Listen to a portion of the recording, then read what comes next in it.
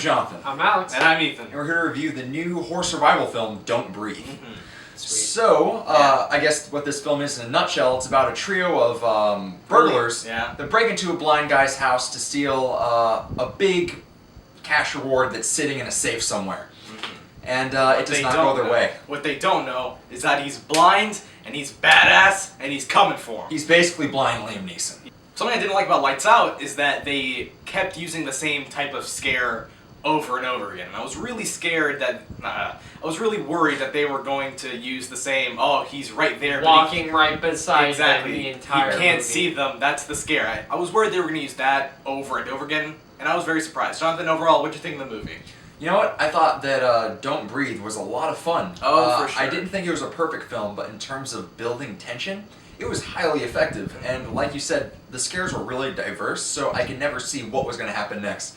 Like, almost every pop scare, it got me. Yeah. There weren't any false pop scares in this either. No. Everything that was there was made to have an impact on you, and I thought the movie definitely benefited from that. It really did have a variety of scares. So the first thing I want to jump into it, the acting was pretty good, especially from Stephen Lang. Yeah. And when I go to a horror movie, I don't go in expecting great acting. Of course, it's nice if it's there. Yeah. I'm never looking for it. Right. You're looking for a good script with the scares and a good directing and all that. That being said, I thought everyone in this movie was very serviceable, especially for Stephen Lang. The next thing about this movie that was really good was the tension. I found myself constantly on the edge of my seat throughout the entire runtime. There was just never a moment to really catch your breath. Absolutely, yeah. And the principle of this movie is that it's quiet a lot, so it's very easy to build that tension and to build those scares. So it's a very natural way. It doesn't feel forced at all where these scares are coming from. So I thought that was a great part of the movie. Yeah, we're in a blind person's house, so he obviously doesn't have a whole bunch of sound going on because he wants to listen for them, and he wants to make sure that there's no one else in his house. And that comes into play a lot when they use a lot of sound to mess with the guy, and that's really cool. Hence the name Don't Breathe. Also, I thought this film had some really good cinematography going for it. All the shots look really nice. There's some cool symbology every now and then. Yeah. It's obviously dark and eerie since a blind person doesn't need light. But the director chooses to use a lot of long takes, which I always appreciate. They're really cool once they sync up well.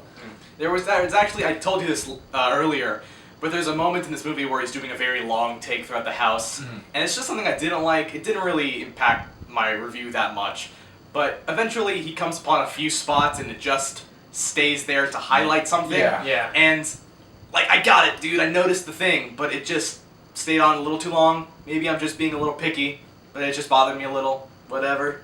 So another really good thing about this is I didn't find it very predictable for the most part.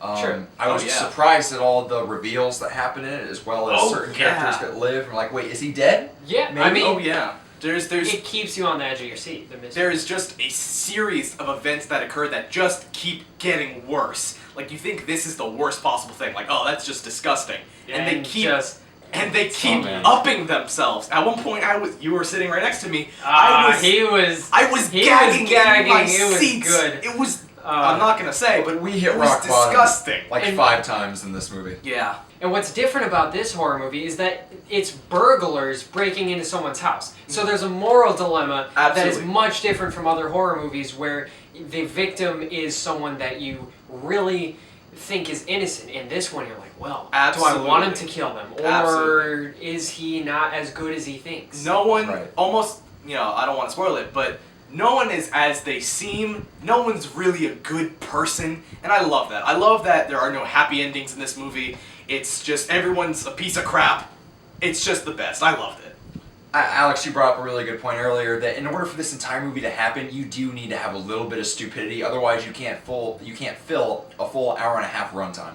Yeah, it's a break-in. In a break-in, you grab the stuff, you get out. Or if it's a home defense, you defend yourself, you do what you need to do quickly, and then it's over. Right. Really, it wouldn't be drawn out that long, so that's why it's hard to make a movie about it. And I have to say, the major thing that got to me was just the first big scene of stupidity that sets up the rest of the movie.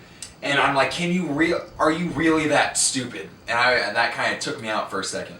So Ethan, what did you think? I really liked Don't Breathe. You guys were talking about some of the character moments of stupidity. I thought, it was fine. It just added to the character. And, you didn't mention it, but you told me about some moments where it isn't realistic. That really slides by me. I'm willing to just suspend my disbelief for all that, really. Sure. But really, I like Don't Breathe. I loved the tension. I loved the action. There was actually some really cool action in this movie. Yeah. The tension, the action. I even liked the character. Stephen Lang was awesome. I really liked Don't Breathe. So I'm going to give Don't Breathe a 4 out of 5. Wow, that's very generous. I liked it. It made me gag. What's not to love? Yeah, just to kind of elaborate on what Ethan was saying, I really did like this movie. It had a lot of potential, and I think that they could have done a little bit more with the war vet. Maybe made him a little more aggressive or a little smarter. Maybe played off his blindness some more and made him like this super badass that they really needed to be wary of traps or whatnot. Right. But I think what they did was not really towards their full potential, but it was good. And I think that they explained the reason it was drowned out long enough with a good reason. Sure, yeah. So overall, I'm going to give this a 3.5 out of 5. Boom. Jonathan? You know what? I really enjoyed Don't Breathe. It had some excellent tension. The cinematography was beautiful. And I was really blown away by Stephen Lang. He was really good in this. And this was just a really gritty, balls to the wall horror survival thriller. This movie was so gruesome, but it was so good. I had a lot of fun with it. I did think there were some logical inconsistencies that took me out of the movie every now and then. But overall, I'm willing to forgive it because it was such an enjoyable experience, which is why I'm also going to give Don't Breathe a 3.5 out of 5 stars. So guys, how'd you like our review? Did you love it? Did you hate it? Make sure to let us know in the comments. Also, make sure to like this video and subscribe to this channel if you haven't done so. You can also get our merchandise, these shirts at cafepress.com/stubmasters. Not that one. Not repping today. Anyways, I'm Jonathan. I'm Alex. I'm Ethan. Have a great evening.